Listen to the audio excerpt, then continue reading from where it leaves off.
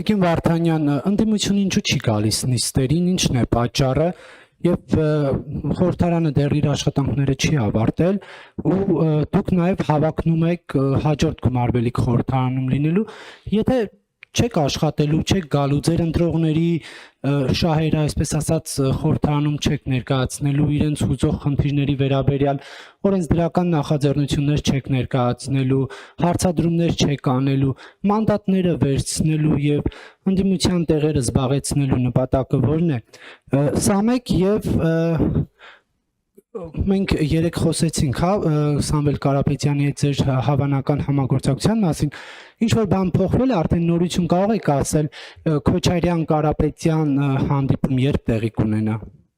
հաշվի առնելով առաջարկ, որ Սամվել Կարապետյանն արել է։ Շնորհակալություն հարցերի համար։ Ընդդիմությունը որևէ մեկի տեղը չի զբաղեցնում, հարգելի գործընկերներ, օրինակ ընդդիմությունը չի զբաղեցնում որևէ այլ ընդդիմադիրի տեղ, չի զբաղեցնում լրագրողների տեղ, զբաղեցնում այն տեղը, որը իրեն տալիս են քաղաքացիները, եւ քաղաքացիները, մեր նաեւ ընտրողները, հիմա մենք ուսումնասիրում ենք բավական տարբեր պահանջներ ունեն մեզնից, հավատացեք, ռադիկալ նաեւ տարբեր պահանջներ, իսկ ընդդիմությունը այս ընթացքում հենց դրանով էր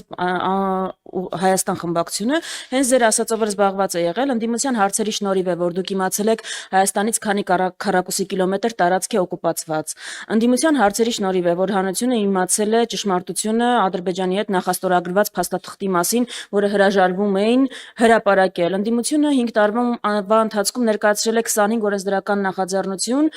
որոնք վերաբերել են թոշակների բարձրացմանը բազմազավակ ընտանիքների աջակցության ավելացմանը դրանցից ոչ ոք գործող իշխանությունը չի ընդունել քննարկման առարկա չի դարձրել բայց հիմա խոստանում է անել այն ճիշտ այն թոշակների ինդեքսավորման մասին նկատի ունեմ որը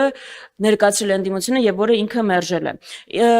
եթե նկատի ունեք վերջին քարորիային չմասնակցությունը եւ դրանից եք այսինքն եզրակացնան որ չգիտեմ հարցերը հրաժարվում ենք բարձրաձայնել եւ այլն թույլ տվեք ասել դա այդպես չի վերջին քարորիայի Ներեք բայց դուք վերջին շրջանում կառավարության հետ հարցոպատասխաններին եք գալիս Դա մարտավարություն է որը մենք ազատ ենք ворթեգրել ուզում ենք մասնակցել չենք ուզում մասնակցել ուզում ենք այդ պահին Նիկոլ Փաշինյանին անսահման հարթակ տալ խոսելու թե չենք ուզում տալ դուք ի վերջո տեսակ նաեւ մեր չմասնակցության վերջին նիստին որտեղից է գալիս հիստերիան Որտեղից է գալիս ագրեսիան, չէ՞ որ ընդդիմությունը երբ որ մասնակցում է, այսպեսի մի հատ հավասարեցման նշան կա, ասում են, դե երկուսդ էլ իրար արժանի եք, մի սրեք, այս բառապաշարը չենք ուզում լսել։ Ընդդիմությունը վերջին նիստերին չկար։ Կար հիստերիան, կար գորգռոցը, կար վիրավորանքը, ու տեսանք այդ ամեն ինչը չէ որտեղից է գալիս դա մարտավարություն է այդ մարտավարությունը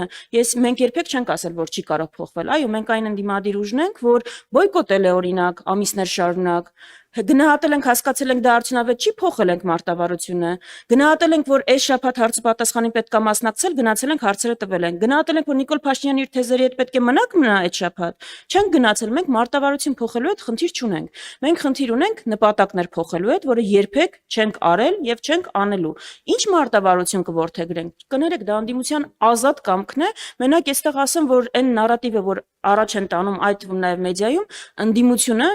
Հուսամ նաև իշխանության падգամավորները երբեք աշխատավարձ չեն ստանում իրենց չներկայացած նիստերի համար։ Սա ուզում եմ ուղղակի հանրությունը իմանա ու այս բանը ավարտենք, որ չեք գալիս, աշխատավարձ եք ստանում եւ այլն։ Ինչ վերաբերում է համագործակցության մասին, մենք ենք եղել այն ուժը, որ այդ թվում նաև խնդրական շրջանում ասել ենք, որ Այո համագործակցություն անհրաժեշտ է, որովհետև ստեղծված իրավիճակը չկա մի քաղաքական ուժ կամ մի անհատ, որ կարող է միայնակ լուծել։ Ուրախ ենք, որ հիմա գնում ենք այդ ճանապարհով։ Թույլ տվեք ասել, որ Նիկոլ Փաշինյանը իր գործողություններով ու ռետորիկայով ամբողջությամբ նպաստում է, որ ընդդիմությունը հասկանա իրականությունը եւ գնա այդ ճանապարհով։ Ավելի կոնկրետ դետալներ, կոնկրետ մարդկանց հանդիպումների մասին բնականաբար ես չեմ կարող ասել։ Հիմա կան քննարկումներ, առողջ քննարկումներ, որոնց արդյունքները կարծում եմ առաջիկայում կդրսևորվեն։ Ես գնահատում եմ եւ կարեւորում եմ, որ կա այդ քննարկումը եւ գիտակցումը համագործակցության անհրաժեշտության, որտեղ դա է միակ ճանապարհը։ Մնացածը կարծում եմ առաջիկա փուլում, որը սահմանադրական դատարան ընդդիմության ուժերի բողոքների քննարկման փուլն է, ավելի པարզ կերևա ինչի մասին են այս քննարկումները համատեղ աշխատանքը։